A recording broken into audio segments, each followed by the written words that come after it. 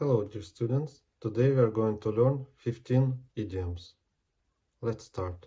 To cost an arm and a leg. Must have cost you an arm and a leg, huh? And it won't cost you an arm and a leg.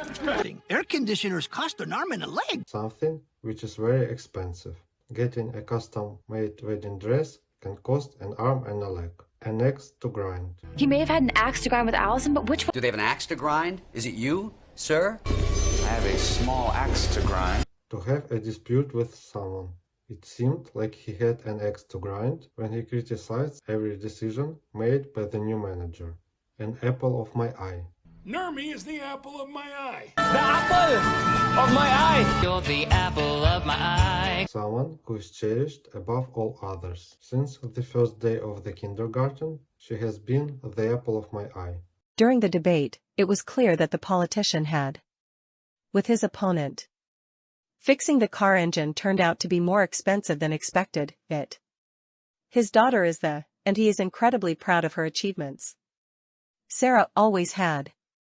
With her neighbor, making their interactions tense. She decided to pursue her dream of studying abroad, even though it would. The antique car was and he took great care in maintaining it. The employee had, after not receiving the promotion he felt he deserved. The little kitten quickly became the family's. The vintage watch he bought at the auction didn't just cost a pretty penny, as high as a kite. High as a kite! She's as high as a kite.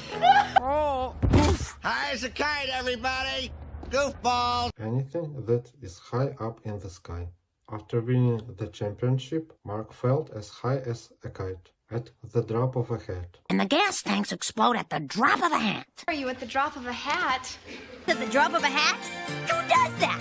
Willing to do something immediately. Sarah is always ready to go on a road trip at the drop of a hat. A backseat driver. Backseat driver. I don't like backseat drivers. Stop being a backseat driver. People who criticize from the sidelines. John can be annoying on road trips. He is a bit of a backseat driver. Despite the challenges, their spirits were throughout the project. Let the person in charge do their job. During the project, Emma became a backseat driver, offering constant advice. George turned into providing instructions even though he wasn't doing anything. James would help his friends, he's very reliable. Jane is the type of person who can change plans. She was. After the exciting news about her promotion, the children were on sugar after the birthday party. Whenever there's a chance for adventure, Tom is ready to leave at the drop of a hat. Go back to the drawing board. Or to go back to square one. Back to square one? Go back to square one. Back to square one. Go back to the drawing board. No more drawing boards. Back to the drawing board. Back to the drawing board. To start all over again. After the experiment failed, the scientists had to go back to the drawing board. Baker's dozen. Assemble the baker's dozen. Baker's dozen. Let him go. Oh, do make it a baker's dozen as 13. The baker always gives us a baker's dozen of bagels, so we get 13 instead of 12. Barking up the wrong tree. People bark up the wrong tree. Barking up the wrong tree, Philo. Barking up the wrong tree, McGruff. To be wrong about the reason for something or the way to achieve something. If you think I took your pen, you're barking up the wrong tree. If you're looking for the missing documents in my office, they are in the file cabinet. Instead of blaming the new employee, they were, and the issue was caused by a system error. The bakery is known for its generosity, and customers appreciate receiving of cookies when they order 12.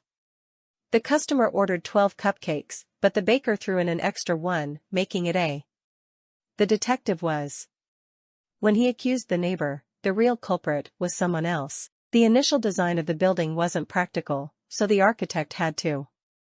The marketing campaign didn't yield the expected results, so the team decided to.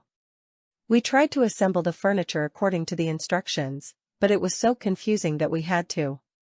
When buying eggs at the farmer's market, they often come in for a better deal. To beat a dead horse. Well, no point beating a dead horse. Enjoy beating a dead horse, Tubbs? Well, not to beat a dead horse, fellas, but to force an issue that has already ended. After everyone had agreed to change the meeting time, Mark kept bringing it up repeatedly, and it was like beating a dead horse, beating around the bush. Beating around the bush. Don't beat around the bush, Leonard. Don't beat around the bush, my Avoiding the main topic and not speaking directly. Instead of directly addressing the issue, Jake spent the entire meeting beating around the bush, bent over backwards. I think you're bending over backwards. Bending over backwards.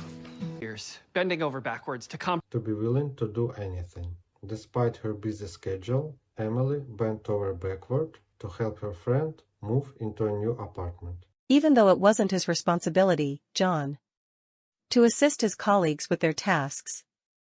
Instead of moving forward with new ideas, Susan kept bringing up the failed project. In the process, Sarah avoided answering the question directly, choosing to, with vague explanations, stop and tell us what you really think about the proposed changes. Talking about the budget deficit again and again without proposing any solutions is like. The customer service representative was known for, to ensure customer satisfaction. The manager continued to criticize the outdated system, but his team felt he was. As they had already discussed it thoroughly. The team was willing to meet the tight deadline for the project. When asked about his future plans, Tom started, avoiding a clear answer. To be between a rock and a hard place. Dan, I'm between a rock and a hard place. When you're between a rock and a hard place. Well, my wife has me between a rock and a hard place. To be faced with two equally undesirable alternatives, Sarah found herself between a rock and a hard place when she had to choose between two job offers. To bite off more than you can chew. And biting off more than you can chew. When you bite off more than you can chew, you Don't bite off more than you can chew, Stephen. To take on a task that is way too big. Mark tends to bite off more than he can chew by taking on multiple projects at once. Bite your tongue. You bite your tongue. Bite your tongue. Bite your tongue. To stop yourself from saying something. When the heated argument began, Jake needed to remind himself to bite his tongue and avoid saying things he might regret later. Lisa had to make a tough decision about whether to sell her car or take an extra job to cover her expenses.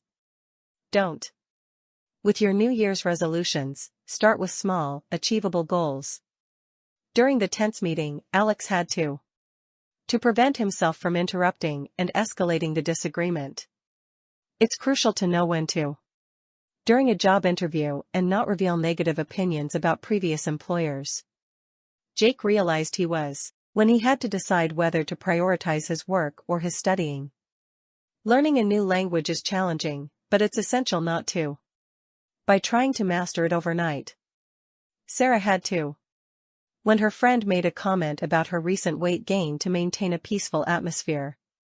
Sarah realized she had. When she committed to organizing both the charity event and the company conference. The company was stuck, with declining profits and increasing competition in the market. Thank you for watching the video. Bye bye.